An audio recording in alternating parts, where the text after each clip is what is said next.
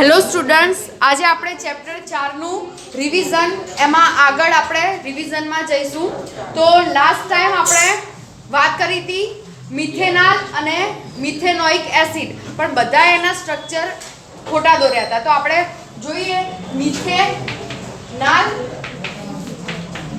અને methanoic acid. બરાબર. તો મિથેનાલ, તો નાલ છે એટલે કયો સમૂહ હોય? Aldehyde, CHO. અને ઓઇક એસિડ છે એટલે કયો સમૂહ હોય? COOH. પણ અહીંયા તમને એનું બંધારણ નથી આવડતું. એનું રીઝન એ છે કારણ કે તમને CHO અને COOH નું બંધારણ ખબર નથી. જેવું તમને કહું CHO હોય તો C ડબલ બોન્ડ OH આમ લખાય, કારણ કે એની અંદર કાર્બન અને ઓક્સિજન વચ્ચે ડબલ બોન્ડ રહેલો છે, જે આપણે આ લખતી વખતે દર્શાવતા નથી. સેમ એવું શેમાં છે? કાર્બોક્સિલિક એસિડમાં એનું જે બંધારણ છે એની અંદર કાર્બન અને ઓક્સિજન વચ્ચે ડબલ બોન્ડ રહેલા છે.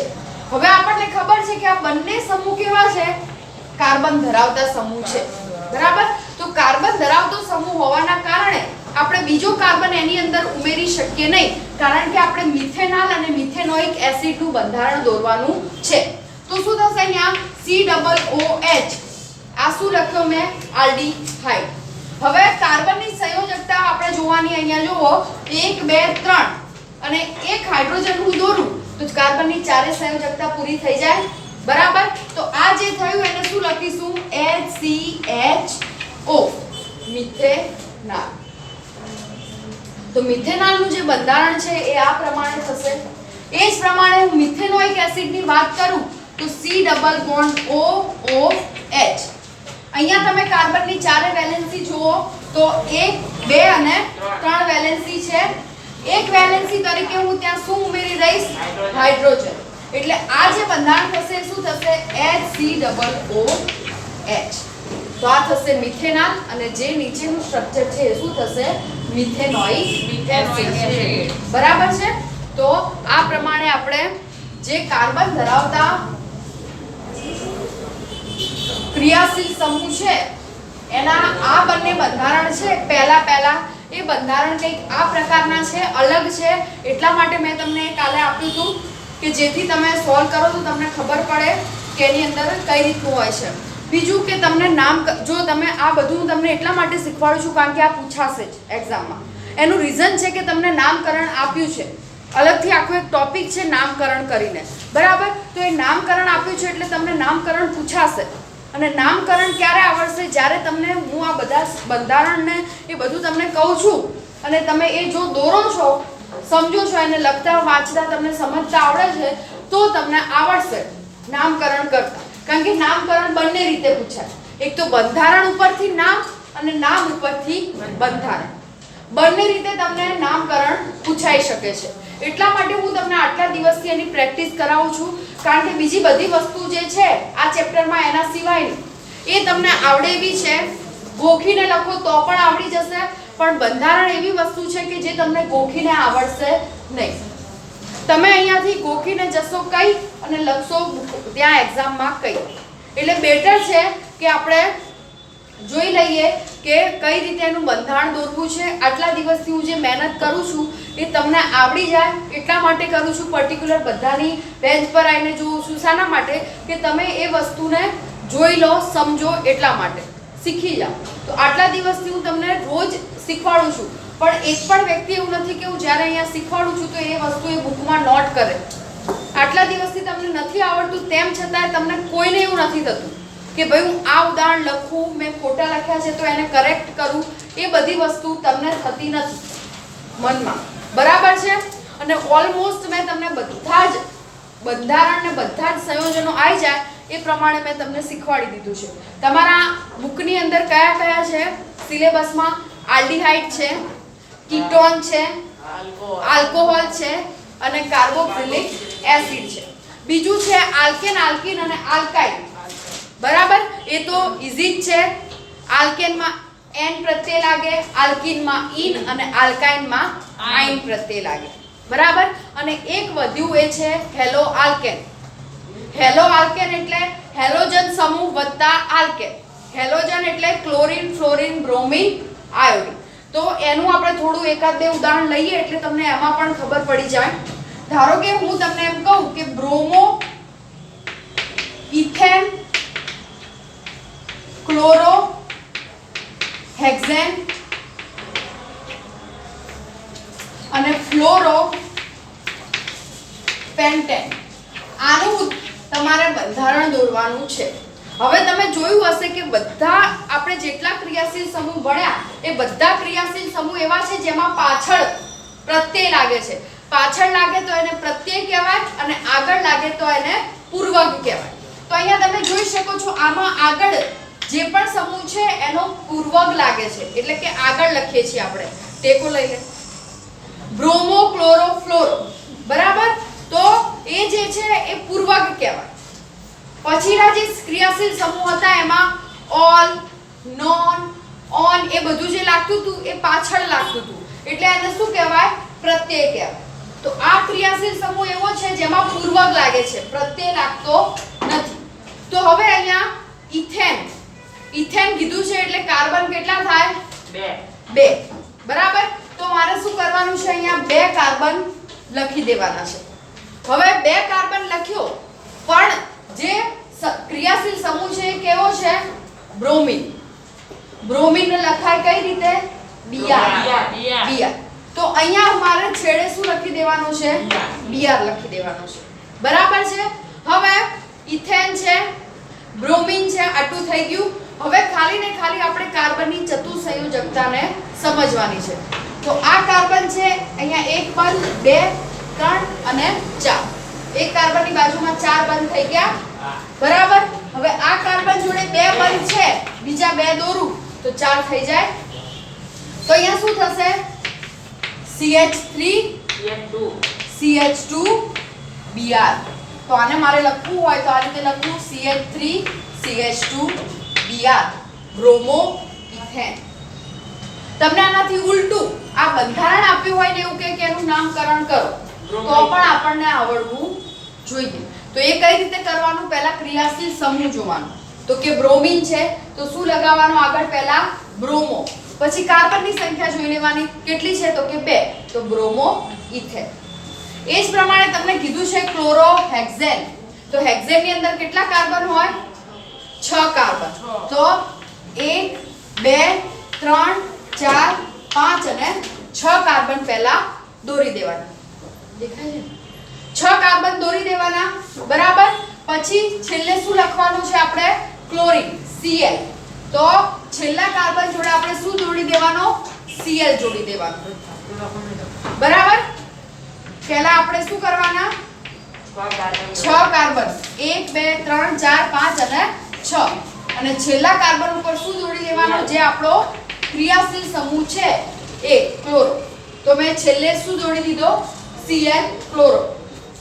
હવે 6 કાર્બન છે. જો કોઈ આ કાર્બનને ગણે નહીં ભાઈ, Cl એકલો પોતે તત્વ છે, એનો કાર્બન અલગ ના કહેવાય. એ આખું ભેગું જ છે Cl. એટલે કોઈ આ કાર્બનને ગણતા નહીં ભાઈ ભૂલથી. એ કોઈ કાર્બન નથી અલગથી, એ ક્લોરીન લખેલું છે Cl.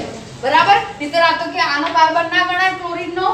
ના, એ આખી વસ્તુ જ અલગ છે, તત્વ છે આખો એ પોતે ક્લોરીન. બરાબર છે? તો શું થશે? અહીંયા 6 કાર્બન છે. તો દરેક કાર્બનની આજુબાજુ કેટલા બંધ હોવા જોઈએ? 4. એટલે દરેક કાર્બનની આજુબાજુ જોવો અહીંયા 4 બંધ દેખાય છે તમને? બરાબર? હવે જ્યાં જ્યાં આપણે બંધ દોર્યા છે એ જગ્યાએ આપણે શું લખી દેવાના છે? હાઇડ્રોજન.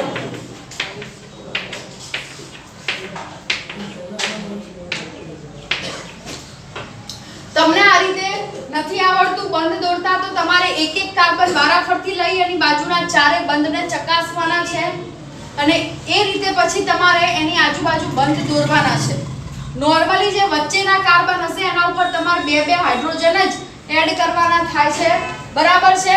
બાકી છેડા પરના કાર્બન ઉપર કેટલા બંધ દોરવા પડે છે તમારે? 3. તો અહીંયા શું થશે? CH3 CH2 CH2 CH2 CH2 CH2 Cl. આને શું કહેવાય? ક્લોરોહેક્સેન. શું કહીશું આપણે એને? ક્લોરોહેક્સેન.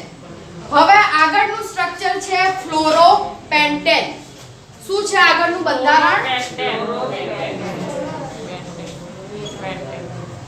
તો પેન્ટેન છે એટલે કેટલા કાર્બન હોય? કોણ કહેશે?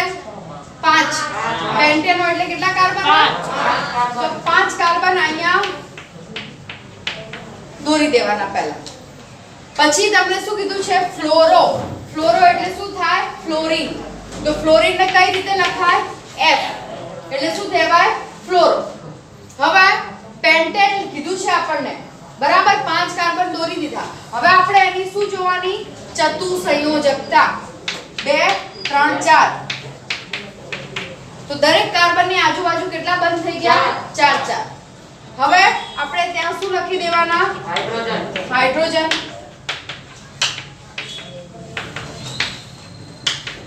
બરાબર? તો અહીંયા શું થશે? CH3 CH2 CH2 CH2 CH2 બરાબર? તો એને શું કહીશું આપણે? ફ્લોરોપેન્ટેન. આવડે હવે? બરાબર?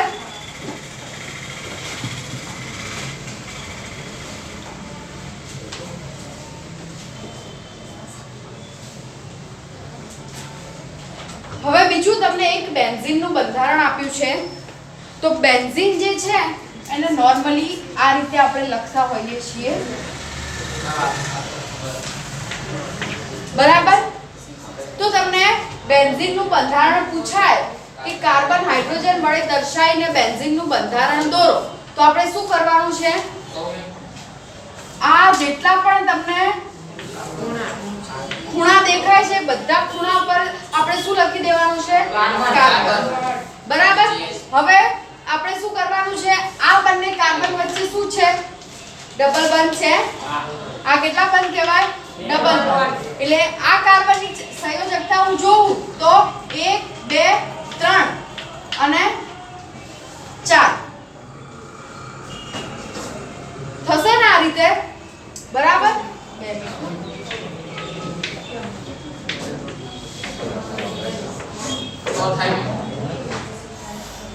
અહીંયા આપણે 6 કાર્બન બતાયા છે બેન્ઝીનના. બરાબર છે? તો એ બેન્ઝીનના જે બંધ છે એમાં આપણે ઓલ્ટરનેટિવ ડબલ બોન્ડ બતાવવાનું છે. ઓલ્ટરનેટિવ એટલે એક છોડીને એક.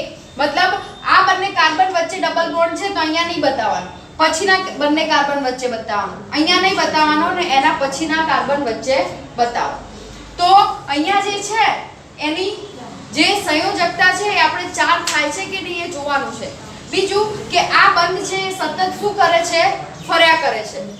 આ બંધ એવું નથી કે એક જગ્યાએ ડબલ બોન્ડ અંદરના છે એ સ્થાયી છે. એટલા માટે આપણે એનું બંધારણ જો દોરવું હોય તો એ કઈ રીતે દોરી શકીએ છીએ?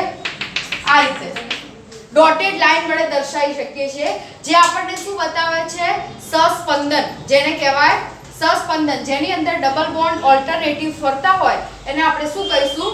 સસ્પંદન કહીશું. બરાબર છે? તો એ ડબલ બોન્ડ જે છે એ આ રીતે શું કરશે? સતત ફર્યા કરે છે. બરાબર? અને સેકન્ડોના કેટલા ભાગોમાં ફરે છે કે જેને આપણે નોટિસ કરી શકતા નથી. એટલા માટે આપણે આ રીતનું બંધારણ બતાવીએ છીએ કે બેન્ઝીનની અંદર ડબલ બોન્ડ છે એ શું કરે છે? સતત ફર્યા કરે છે. તો એનું આપણે બંધારણ આ પ્રમાણે એની જોડે હાઇડ્રોજન દોરી અને બતાવી શકીએ છીએ. બરાબર? તો આ પ્રમાણે બેન્ઝીનનું જે છે એ બંધારણ થશે. કાર્બન દરેક કાર્બન સાથે એક શું જોડાયેલો હશે? હાઇડ્રોજન. બરાબર? તો આ જે બેન્ઝીનનું છે એ કાર્બન હાઇડ્રોજન વાળું જે બંધારણ છે એ થશે. બીજી વસ્તુ તમને સિગ્મા અને પાઈ બંધની વાત કરતો હું. તો જ્યાં એકલો બંધ હોય એ હંમેશા કેવો હોય? સિગ્મા. જ્યાં ડબલ બોન્ડ હોય ત્યાં એક સિગ્મા હોય અને એક કેવો હોય? પાઈ. અને જ્યાં ટ્રિપલ બોન્ડ હોય ત્યાં 2 પાઈ અને એક શું હોય? સિગ્મા. બરાબર? આ છે બંધ. બંધના પ્રકાર છે. સિગ્મા અને પાઈ એ શું છે? જેમ તમે અત્યાર સુધી સહસંયોજક બંધ, આયનીય બંધ એ બધા બંધ ભણ્યા એમ અહીંયા શું છે? સિગ્મા અને પાઈ બંધ એનું પ્રકાર છે. સંકરણના આધારે આવે છે. જે તમે ઉપલા ધોરણમાં ભણશો, સંકરણ ને એ બધી વસ્તુ છે, બરાબર. અહીંયા બેન્ઝીનની અગર આપણે વાત કરીએ તો બેન્ઝીનની અંદર 3 કેવા બંધ છે? ડબલ બંધ છે, એટલે કે 3 પાઈ બંધ છે અને બીજા બધા કેવા બંધ છે? સિગ્મા બંધ. અંદર જે તમે 3 બંધ દોર્યા છે એ 3 બંધ શું છે? પાઈ છે અને બીજા બધા બંધ કેવા છે? સિગ્મા બંધ છે, બરાબર છે. તો આ પ્રમાણે તમને જ્યારે બેન્ઝીનનું બંધારણ પૂછાય છે તો એની અંદર ડબલ બંધ દર્શાવવાના છે, બરાબર છે. અને એનું બંધારણ આપણે કંઈક આ રીતે દોરવાનું છે.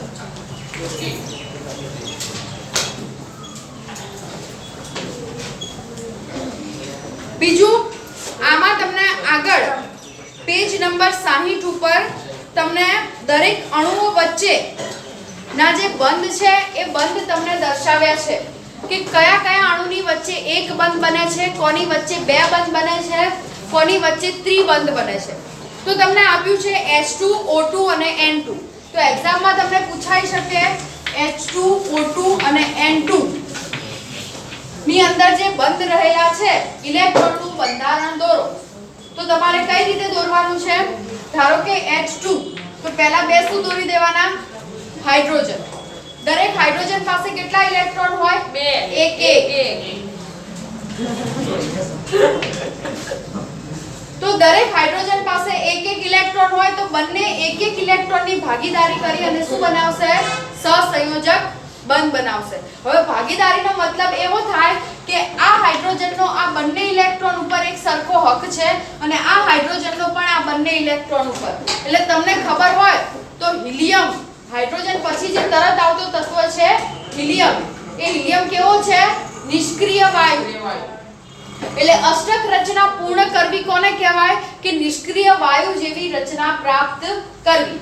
તો હાઇડ્રોજન જ્યારે બે ઇલેક્ટ્રોન મેળવશે ત્યારે પોતે નિષ્ક્રિય વાયુ હિલિયમ જેવો થઈ જાય છે. એટલે કે H2 હોય ત્યારે પોતે નિષ્ક્રિય વાયુની જેમ વર્તશે. હાઇડ્રોજનને ક્યારે તમે એકલો જોશો નહીં, ક્યારે તમે H ના હોય, એ H સ્વરૂપે અસ્તિત્વ ધરાવતો નથી, એ હંમેશા H2 સ્વરૂપે જ અસ્તિત્વ ધરાવે છે. હાઇડ્રોજન ક્યારે એકલો અસ્તિત્વ ધરાવતો નથી, બરાબર. તો એ એનું રીઝન છે કે હાઇડ્રોજન એ બીજા હાઇડ્રોજન સાથે જોડાશે તો એ પોતે સ્થાયી થશે હિલિયમ જેવો. એટલા માટે એ કેવો અણુ બનાવે છે? H2. એ જ રીતે ઓક્સિજનની વાત કરીએ આપણે તો ઓક્સિજન જે છે એનું જે પરમાણુ ક્રમાંક છે કેટલો છે ઓક્સિજનનો? 8. બરાબર. હવે ઓક્સિજનનો પરમાણુ ક્રમાંક 8 છે. તો એની અંદર આપણે વાત કરીએ તો આ રીતે થશે ઇલેક્ટ્રોન રચના 2 6. 2 6 એટલે કે આપણને ખબર છે કે અહીંયા મેક્સિમમ 8 ઇલેક્ટ્રોન સમાઈ શકે. તો આ 2 6 થવાનું, બરાબર. હવે એની છેલ્લી કક્ષામાં કેટલા ઇલેક્ટ્રોન છે? 6. તો આપણે એની આજુબાજુ કેટલા ઇલેક્ટ્રોન બતાઈશું? 6 ઇલેક્ટ્રોન બતાઈશું. આ ઓક્સિજનની આજુબાજુ પણ કેટલા ઇલેક્ટ્રોન બતાઈશું આપણે? 6. હવે આ બંને પાસે જે અહીંયા બે ઇલેક્ટ્રોન રહેલા છે એ બંને ઇલેક્ટ્રોન એટલે કે 4 ઇલેક્ટ્રોનની ભાગીદારી કરી અને કેટલા બંધ બનાવશે? દ્વિબંધ, 2 બંધ બનાવશે. તો અહીંયા તમે આ રીતે કરો, જો ગણો 1 2 3 4 5 6 7 8 એટલે એની અષ્ટક રચના પૂર્ણ થઈ ગઈ. એ જ રીતે આ ઓક્સિજનની આજુબાજુ પણ કેટલા ઇલેક્ટ્રોન થશે? 8. 1 2 3 4 5 6 7 અને 8. એટલે એક ઓક્સિજનની બાહ્યતમ કક્ષામાં 6 ઇલેક્ટ્રોન છે અને એની અંદર જે બંધ બનશે એ કંઈક આ પ્રમાણે બનશે. એ જ રીતે આપણે N2 ની વાત કરીએ તો N2 ની જે છેલ્લી કક્ષા છે એમાં કેટલા ઇલેક્ટ્રોન હશે?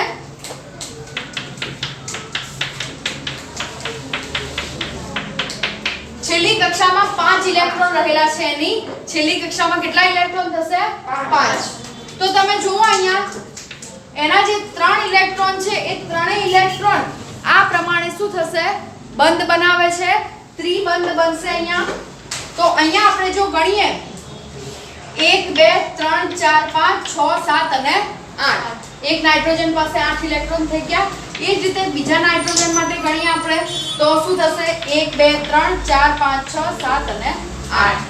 બરાબર. તો આ પ્રમાણે જે આપણે H2O2 અને N2 ની અંદર બંધ કઈ રીતે બને છે એ પણ પૂછાય કે O2 ની અંદર કેટલા બંધ તો દ્વિબંધ, N2 ની અંદર કેટલા બંધ તો ત્રિબંધ અને H2 ની અંદર એકલ બંધ. બરાબર. તો જ્યારે MCQ માં પૂછાય છે H2O2 અને N2 ની અંદર કેટલા બંધ રહેલા છે તો H2 માં એકલ, O2 માં દ્વિ અને નાઇટ્રોજન માં ત્રિબંધ રહેલા હોય છે. બરાબર છે.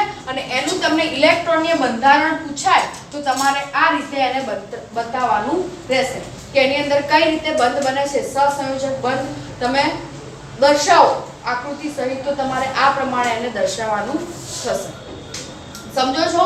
જે વસ્તુ રિવિઝન નો મતલબ છે કે જે વસ્તુ ઇમ્પોર્ટન્ટ છે ચેપ્ટર ચલાયા પછી એની એ વસ્તુ પર આપણે ફોકસ કરીએ છીએ કે જે વધારે એક્ઝામમાં પૂછાવાની પોસિબિલિટી છે અને તમને એમાં ઓછી ખબર પડે છે.